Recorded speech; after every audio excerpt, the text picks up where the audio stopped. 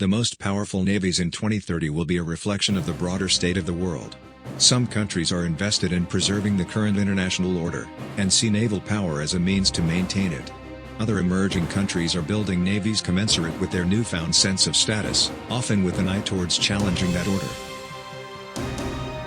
The eastward shift in naval power will continue in 2030, a product of both declining defense budgets in Europe and growing economies in Asia.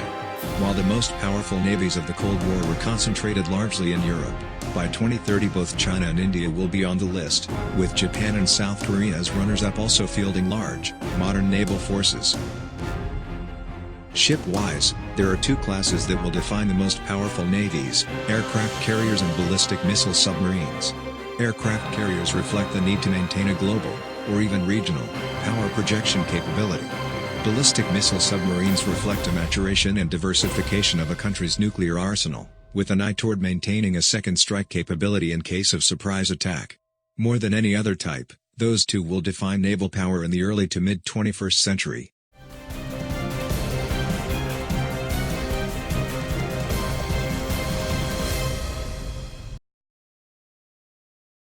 The United States. The United States, the dominant naval power worldwide in 1945, will continue to dominate the seas 85 years later. By 2030 the Navy will be halfway through its 30-year shipbuilding plan and have built 3 Gerald R. Ford-class aircraft carriers to begin replacing existing Nimitz-class carriers. Amphibious ship numbers should be slightly higher than current numbers, and the first ship in class to replace the Ohio ballistic missile submarines should enter service in 2031. In surface combatants, all 3 Zumwalt-class cruisers will be in service assuming the program remains fully funded, and the Navy will have built 33 more Arleigh Burke-class destroyers. A next-generation version of the littoral combat ship will enter production in 2030. Under current plans the U.S. Navy should reach its 300-ship goal between 2019 and 2034, but after that period the number of surface combatants begins to drop. These plans also assume a higher-than-average shipbuilding budget, while at the same time the service must compete with the budget demands of other services, particularly the Air Force, and domestic programs. While U.S. naval superiority isn't ending anytime soon, the period after 2030 will be a critical one.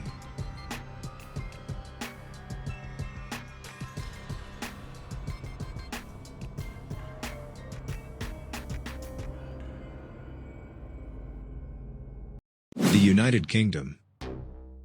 The Royal Navy of 2030 will be paradoxically the smallest and yet most powerful in the history of the United Kingdom. A combination of 2 new aircraft carriers, restoring fixed-wing flight to Navy after a 40-year hiatus, and a fleet of ballistic missile submarines will keep a numerically inferior Royal Navy in the top 5.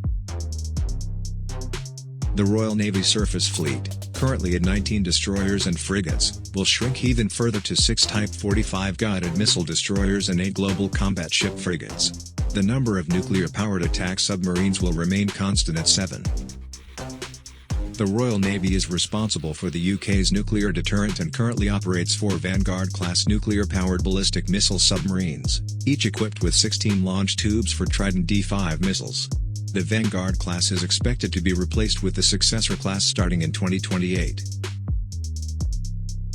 The UK's sea-based power projection capability will be in the form of the Queen Elizabeth class of aircraft carriers. The 2 conventionally powered ships, Queen Elizabeth and Prince of Wales, will each displace 65,000 tons fully loaded and capable of carrying up to 50 aircraft. Aircraft will include the F-35B Lightning II fighter and Merlin, Wildcat, Chinook and Apache helicopters. The 2 carriers will optionally double as amphibious transports capable of carrying up to 900 Royal Marines or troops of the Army's 16th Air Assault Brigade.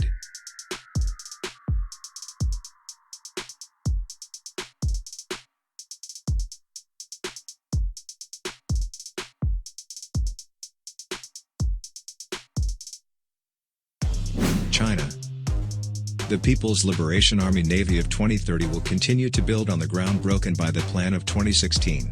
Currently, China has 4 major ship hulls it seems to be content with: the Type 05 2D guide missile destroyer, Type 05 4A frigate, Type 05 6 corvette and Type 07 1 amphibious transport. All 4 are mature designs in large-scale production that will form the bulk of the fleet in 2030. By one prediction, By 2030 the People's Liberation Army Navy will have 99 submarines, 4 aircraft carriers, 102 destroyers and frigates, 26 corvettes, 73 amphibious ships and 111 missile craft. A whopping 415 ships in total, to approximately 309 in the U.S. Navy of 2030. This would put China in a solid position as the world's largest navy by number of ships, though not by total ship tonnage. Could China really reach 415 ships? Such a total would probably require twice as many submarines to be produced annually, a boost in destroyer production to achieve a net gain as older designs age out, and a huge increase in amphibious ships. It would also require 2 more carriers than are currently in service or under construction. Reaching such a goal would require a substantial increase in the People's Liberation Army Navy's budget, at a time when the Chinese Communist Party is finally applying the brakes to defense budget increases. Other ships under construction will form China's fleet in 2030 are the Type 055 destroyer and Type 001A aircraft carrier. A new ballistic missile submarine to supplement and eventually replace the Type 094 Jin class is also likely. The 094 class is notoriously noisy underwater and not a particularly good place to put a fraction of China's 300 or so nuclear warheads.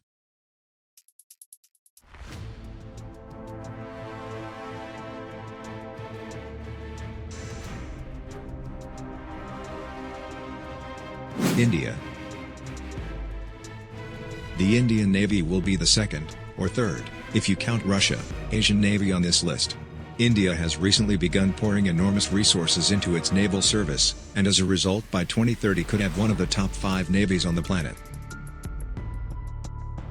Barring unforeseen naval developments in other countries, by 2030 India will have the second largest carrier fleet in the world, with 3 flat tops. If all goes according to plan, India should have 3 aircraft carriers, Vikramaditya, Vikrant, and Vishal, together fielding a total of about 110-120 aircraft. India will also have at least 9 destroyers, including 2 guided missiles of the Kolkata class, 3 of the Delhi class, and 4 of the in-construction Visakhapatnam class. This is 1 less than what India has at present, and the number of hulls will have to increase if India is serious about protecting 3 aircraft carriers. Roughly 2/3 of the Indian Navy's frigate fleet is modern enough to make it to 2030, particularly the Shivalik and Talwar classes. But India will have to increase the number of frigates overall, especially if Pakistan is serious about putting nuclear weapons on submarines.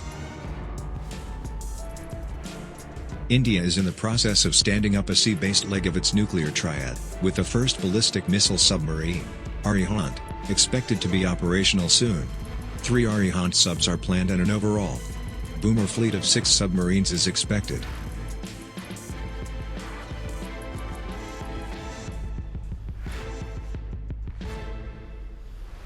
Russia. By 2030, Russia's position on this list will be in large part due to its ballistic missile submarine fleet. 8 Bore submarines, each carrying 20 Bulava missiles, will be in service, forming the second largest ballistic missile submarine fleet in the world. The rest of the Russian Navy is slouching toward oblivion, with a dwindling number of large surface combatants, submarines and a single, decrepit aircraft carrier. Yet there's still hope. Before the money ran out, Moscow had big plans for its navy, and if we're to somehow find funding, a number of interesting projects could be pursued. Project 23,000E, or Storm, would be a nuclear-powered carrier 330 meters long and displacing 100,000 tons, making it the closest competitor to a Ford-class carrier. Nuclear-powered, the carrier will embark up to 100 aircraft, including a navalized version of the PAC-4 fifth-generation fighter.